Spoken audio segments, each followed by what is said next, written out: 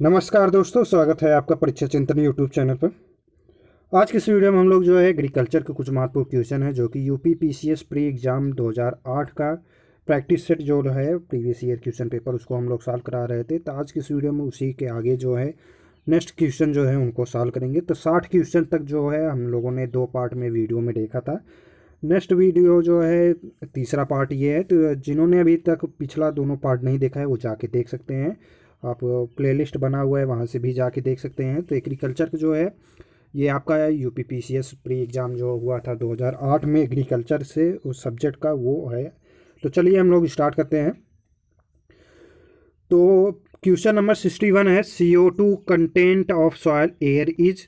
मृदा वायु में CO2 की मात्रा होती है। तो काफ़ी लोग कमेंट कर रहे थे कि सर दोनों लैंग्वेज में होना चाहिए, इसलिए जो है हम लोग इस बार जो है 2008 का प्रैक्टिस सेट जो सॉल्व कराया जा रहा है वो दोनों लैंग्वेज में सॉल्व कराया जा रहा है। जिनको हिंदी में करना है वो हिंदी में करते रहें, जिनको इंग्लिश में करना है इंग्लिश में।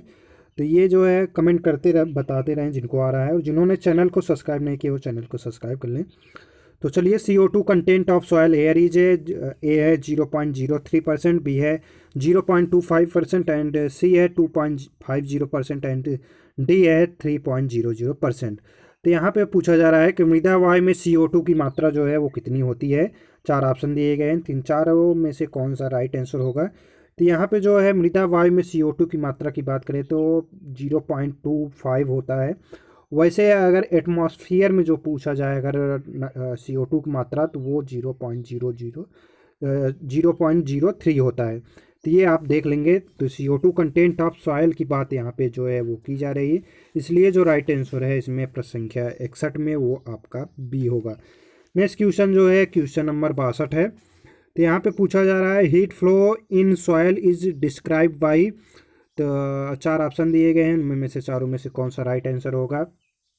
ए है डार्सी लॉ, बी है फिक लॉ एंड सी है फोरियर का लॉ एंड डी है ओम्स लॉ। तो यहाँ पे जो है मृदा में ऊष्मा प्रवाह का विवेचन करता है, तो ये प्रश्न है। और 4 ऑप्शन दिए गए, डार्सी का नियम, फिक का नियम, फोरियर का नियम एवं ओम का नियम। तो यहाँ चारों में से कौन सा राइट आंसर होगा। तो यहाँ पे अगर हम बात करें तो heat flow in soil is describe by, C option जो दिया गया है वो आपका राइट आंसर है, फोरियर का नियम या फोरियर्स लॉ। तो ये आपका राइट आंसर हो जाएगा। मृदा में ऊष्मा प्रवाह का विवेचना करने के लिए फोरियर का नियम से किया जाता है, तो इसलिए राइट आंसर जो है वो आपका सी है। नेक्स्ट क्वेश्चन है question number 63। Air temperature is continuously recorded by, हवा का तापमान लगातार अंकित किया जाता है। ये प्रश्न है, प्रश्न संख्या 63। तो हाइग्रोग्राफ हो गया, बी है थर्मोग्राफ हो गया, सी है बैरोग्राफ एंड डी है थर्मामीटर। तो प्रश्न संख्या 63 में बात करें अगर हम लोग, तो यहाँ पे जो राइट आंसर होगा कि हवा का तापमान लगातार अंकित किया जाता है, किससे किया जाता है। तो प्रश्न संख्या 63 की बात करें तो यहाँ पे जो है तो ये हो जाएगा, जिनको भी आ रहा है तो ये जिन्होंने भी बी आंसर दिया है वो आपका राइट है। थर्मोग्राफ के द्वारा जो है हवा का तापक्रम जो है लगातार अंकित किया जाता है, टेम्परेचर और कंटिन्यूसली जो है एयर रिकॉर्ड किया जाता है। तो ये हो जाएगा आपका राइट आंसर थर्मोग्राफ। तो ये आपका राइट आंसर है। हाइग्रोग्राफ जो होता है इससे वातावरण में नमी जो होती है उसको मापा जाता है। वातावरण की नमी मापने के लिए क्या प्रयोग करेंगे, हाइग्रोग्राफ हो जाएगा। बैरोग्राफ की बात करें तो वायुदाब का माप किया जाता है, वायुदाब। अगर बैरोग्राफ एकाएक अचानक जो है गिर जाता है तो ये किसका सूचक होता है, मौसम खराब होने की, आंधी तूफान आने का। तो ये हो गया आपका बैरोग्राफ। तो बैरोग्राफ वायुदाब होता है। थर्मामीटर जो है, थर्मामीटर के द्वारा आप क्या करते हैं, जंतु का तापमान मापा जाता है, मनुष्य तापमान मापते हैं, जंतु जो होते हैं उनका भी मापा जाता है। तो ये थर्मोमीटर के द्वारा मापा जाता है। लेकिन यहाँ पे बात की गई है कि एयर टेम्परेचर आप कंटिन्यूसली रिकॉर्ड, तो थर्मोग्राफ हो जाएगा। तो राइट आंसर जो है आपका बी है। नेक्स्ट क्वेश्चन की तरफ हम लोग बढ़ें तो क्वेश्चन नंबर 64 है। यहाँ पे पूछा जा रहा है कि वाटर लॉगेड सॉइल और डिफिशिएंट इन, जल प्लावित मृदाओं में कमी होती है। तो जल जहाँ पे अधिक लगती है वहाँ पे किस की कमी होती है, किस न्यूट्रिएंट की कमी होती है, किस चीज़ की। तो ये आपको बताना है। तो प्रश्न 4 ऑप्शन जो हैं इस प्रकार से हैं, available Z N, available F E, available M N and D है अवेलेबल पी। तो यहाँ पे वाटर लॉग सॉइल और डिफिशिएंट ऑफ, तो अगर बात करें तो यहाँ पे जो राइट आंसर है वो आपका ए है, अवेलेबल जेडियन, तो ये आपका राइट आंसर हो जाएगा। सुलभ जस्ते की जो है वो कमी हो जाती है जल प्लावित मृदाओं में, तो जहाँ पे अधिक जल लगे होते हैं वहाँ पे जो है जेडियन यानी जिंक की न्यूट्रिशन की जो है वो कमी हो जाती है। तो राइट आंसर जो है प्रश्न संख्या 64 में वो आपका ये है। नेक्स्ट क्वेश्चन है question number 65। Organism present evidently in soil is, मृदा में अधिकता से पाए जाने वाला जीवाणु है, कौन सा जीवाणु जो है वो मृदा में अधिक मात्रा में पाया जाता है? 4 ऑप्शन दिए गए हैं, वायरस है, फंगी है, बैक्टीरिया है, अर्थवर्म है। तो यहाँ पे जो है मृदा में अधिकता से पाए जाने वाले जीवाणु जो हैं वायरस हैं, कवक, सूक्ष्मजीवी, केचुआ। तो प्रश्न संख्या 65 की बात करें तो यहाँ पे जो राइट आंसर होता है वो आपका सी होता है। बैक्टीरिया की संख्या जो है वो सर्वाधिक होती है, इसलिए राइट आंसर जो है आपका सी सूक्ष्म जीव। नेक्स्ट क्वेश्चन की बात करें question number 66। Tensions with which water is held and saturated soil at the air water interface is, एक संतृप्त मृदा में हवा जल इंटरफेस पर जल तनाव जो है वो कितना होता है?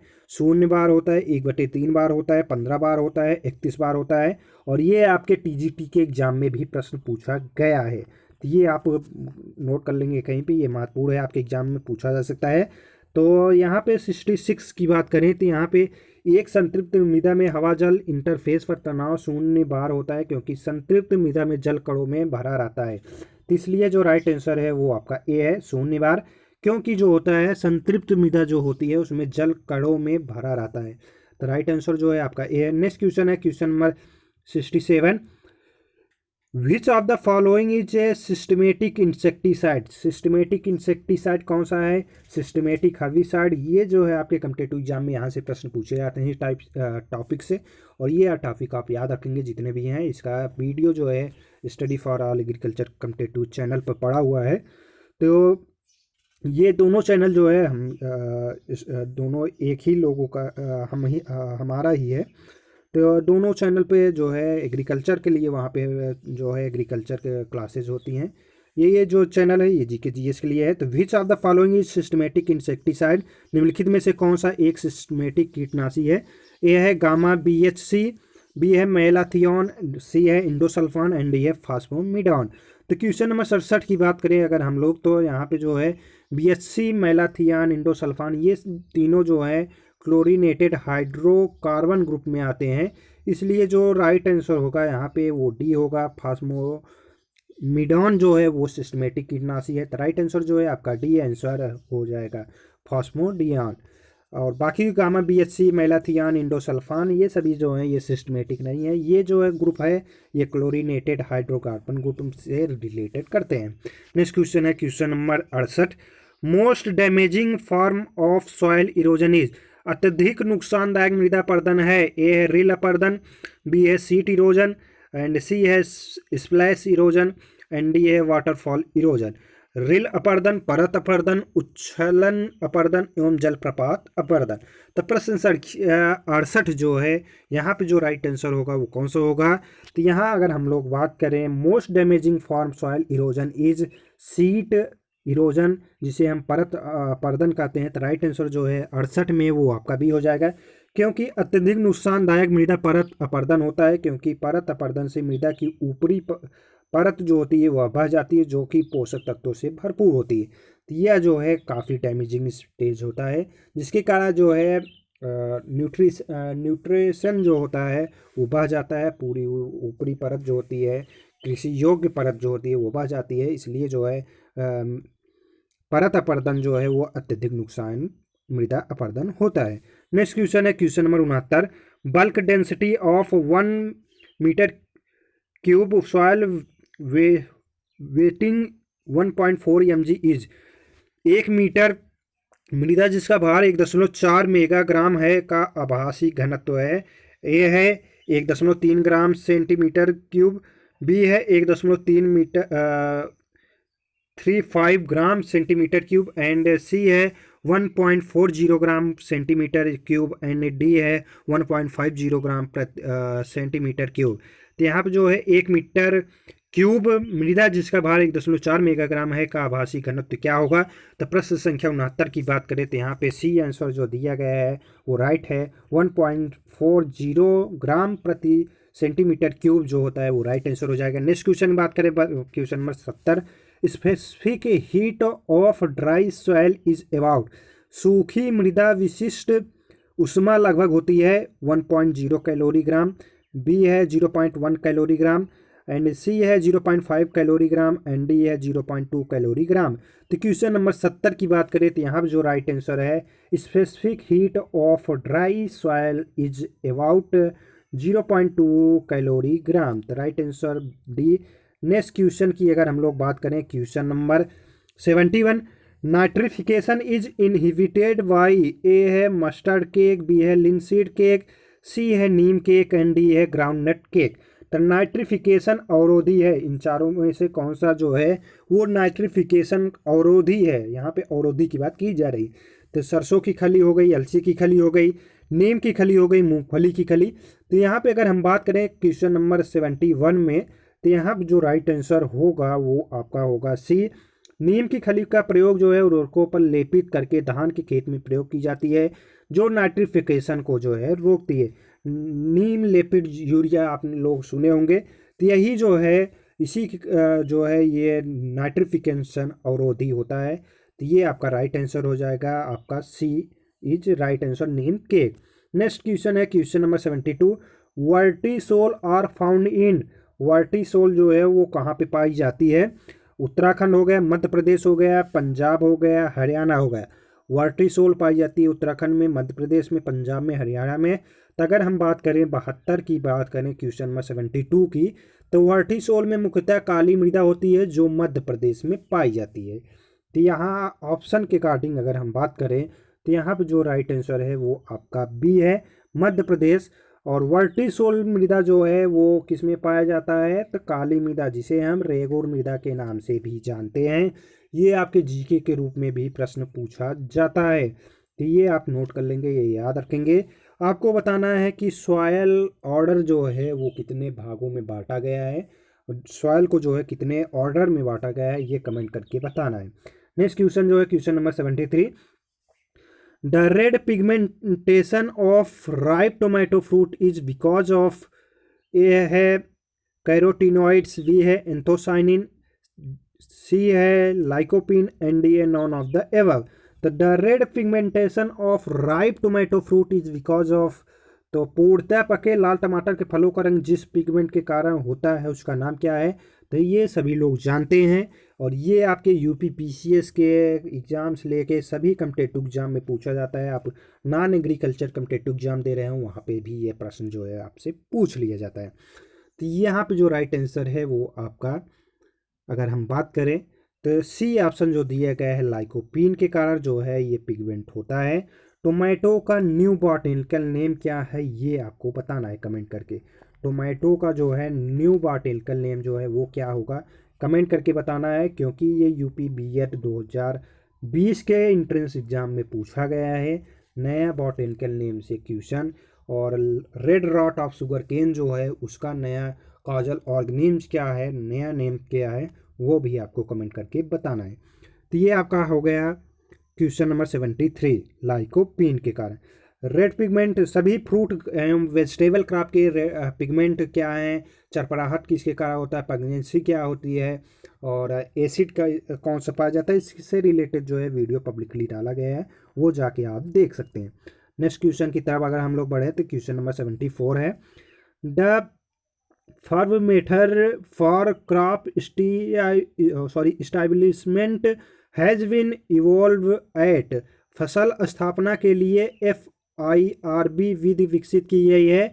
ए है पंतनगर, बी है करनाल, सी है कानपुर, एंड डी है दिल्ली। तो फसल स्थापना के लिए FIRB विधि जो है वो कहाँ से विकसित की गई है, अगर हम ये बात करें तो क्वेश्चन नंबर 74 में जो राइट आंसर होगा वो बी होगा। यह जो है करनाल से विकसित किया गया है, क्योंकि यह विधि जो है गेहूं की फसल के लिए विकसित की गई है। तो ये आप याद रखेंगे, FIRB विधि का प्रयोग किस फसल में किया जाता है, ये आपके कॉम्पिटिटिव एग्जाम में पूछा जा सकता है। क्योंकि श्री मेथड हो गया ये पूछा जाता है, और ट्रेंच मेथड हो गया है, ट्रेंच मेथड का प्रयोग किस में किया जाता है ये भी पूछा जाता है। IRB जो मेथड है वो किस में प्रयोग किया जाता है, तो ये व्हीट में प्रयोग किया जाता है। और ये जो विकसित किया गया है, कहाँ से विकसित किया गया है, करनाल से विकसित किया गया है, क्योंकि करनाल में ही जो है ये व्हीट की वहाँ पे है। नेक्स्ट क्वेश्चन नंबर अगर हम बात करें 75, सल्फ्यूरान का प्रयोग जो है वो किया जाता है। Sulfuron is use as a substitute for, A है ब्यूटाक्लोर, बी है फ्लूमेट्यूरिन के, एंड सी है isoproturon, and D none of the above. तो ब्यूटाक्लोर के स्थान पे फ्लोरोटोमेट्रियन के स्थान पे, आइसोप्रोट्यूरान के स्थान पे, एंड डी उपरोक्त में से कोई नहीं। तो क्वेश्चन नंबर 75 की बात करें तो सल्फ्यूरान का यूज जो है सब्स्टिट्यूट के रूप में किसमें किया जाता है, तो बात करें 75 की, तो यहाँ पे सी आंसर है। तो आइसोप्रोट्यूरान के स्थान पर जो है हम सल्फ्यूरान का प्रयोग करते हैं। तो राइट आंसर जो होगा वो आपका सी होगा, क्योंकि सल्फ्यूरान का प्रयोग जो है गेहूं के खेत में गेहूंसा को समाप्त करने के लिए प्रयोग किया जाता है। तो सल्फ्यूरान का प्रयोग किसमें कंट्रोल में करते हैं, गेहूंसा रोग जो होता है गेहूं में उसके कंट्रोल के लिए जो है सल्फ्यूरान या आइसोप्रोट्यूरान का प्रयोग करते हैं। तो ये आप याद रखेंगे और ये आप रूट का ध्यान देखेंगे तो वहाँ पे दिया गया है। नेक्स्ट क्वेश्चन की बात करें, question number 76, vegetable lag phase is found in, A है old indigenous variety of rice, B है हाइब्रिड राइस, सी है recent dwarf rice varieties, and D है ऑल ऑफ द एबव। तो वानस्पति की गुप्तावस्था पाई जाती है, 4 ऑप्शन दिए गए हैं। धान की प्राचीन देसी किस्मों से, एंड बी है संकर धान में, सी है नवीनतम बौनी धान की किस्मों में, एंड डी है उपरोक्त में से सभी। तो प्रश्न संख्या 76 की बात करें तो यहाँ पे जो राइट आंसर है वो आपका ए है, धान की प्राचीन देसी किस्मों से, old indigenous variety of rice से जो है वानस्पतिक गुप्तावस्था लैग फेज इन फाउंड जो होता है वो किया जाता है। तो राइट आंसर जो है ए हो जाएगा। नेक्स्ट क्वेश्चन है question number 77, grain crop of sorghum should be sown in June July August September. दाने के लिए ज्वार की जो है वो बुआई का उपयुक्त समय क्या होगा, ए है जून, बी है जुलाई, सी है अगस्त, एंड डी है सितंबर। तो ये कमेंट करके बताते रहें जिनको आ रहा है। तो क्वेश्चन नंबर 77 की बात करें तो बी ऑप्शन जो दिया गया है वो राइट है, जुलाई जो है दाने के लिए ज्वार की बुआई का उपयुक्त समय जो है वो जुलाई है। तो राइट आंसर जो है आपका बी हो जाएगा। नेक्स्ट क्वेश्चन की बात करें, question number 78, golden rice is rich in, ये आपके कम्पिटेटिव एग्जाम में काफ़ी बार पूछा गया, बी एच एंट्रेंस हो गया, एंड टीजीटी पीजीटी एग्जाम हो गया, वहाँ पे भी प्रश्न पूछे गए हैं, एफओ में भी पूछा जाता है। तो golden rice is rich source of vitamin A, तो राइट आंसर जो है आपका ए हो जाएगा। तो ये सभी लोग जानते भी हैं। गोल्डन धान जो होता है वो पीले रंग का होता है, जिसमें कैरोटीन की मात्रा जो है वो अधिक होती है, जिसके कारण जो है इसे हम गोल्डन धान के नाम से जानते हैं, जिसमें विटामिन ए जो है वो अधिक मात्रा में पाया जाता है। नेक्स्ट क्वेश्चन है question number 79, sowing of cucurbits at the time of earthing in potato crop field is known as, A mix cropping, B है पैरेलल क्रॉपिंग, एंड सी है रिले क्रॉपिंग, एंड डी है sequential cropping. तो आलू की फसल की खेत में मेड़ी चढ़ाते समय कद्दू वर्गीय फसलों को बोना कहलाता है, मिलवा फसल, समानांतर फसल, सी है रिले फसल, एंड डी है क्रमबद्ध फसल। तो अगर हम लोग बात करें 79 क्वेश्चन जो पूछा जा रहा है तो यहाँ पर जो राइट आंसर होगा वो आपका सी होगा, रिले क्रॉपिंग जी हम इसे कहते हैं। रिले फसल जो होता है, एक फसल की कटाई से पूर्व जो होती है दूसरी फसल की बुआई कर दी जाती है, जिसे हम रिले फसल कहते हैं। तो ये जो है आपका हो जाएगा सी आंसर। नेक्स्ट क्वेश्चन है question number 80, puddling operation is done in, A है राइस, बी है व्हीट, सी है मेज, एंड डी है पियर मिलेट्स। लेवा क्रिया की जाती है, लेवा क्रिया किसमें की जाती है, ये आप लोग सभी लोग जानते हैं, राइस की फील्ड में किया जाता है। धान के लगाते समय जो होता है नर्सरी गोद लगाने समय जो है फील्ड में जो है वो लेवा लगाया जाता है, जिसे हम पडलिंग कहते हैं, ऑपरेशन पडलिंग। तो ये जो है वो आपका धान की फसल में या राइस की फसल में किया जाता है। तो राइट आंसर जो है क्वेश्चन नंबर 80 में वो आपका ए हो जाएगा।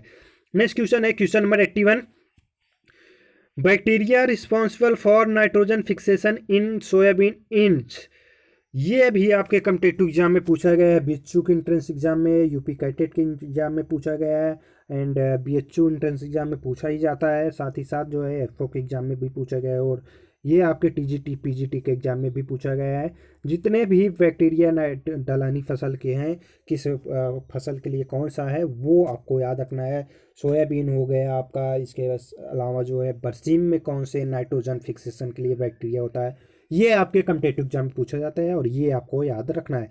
तो bacteria responsible for nitrogen fixation is soybean.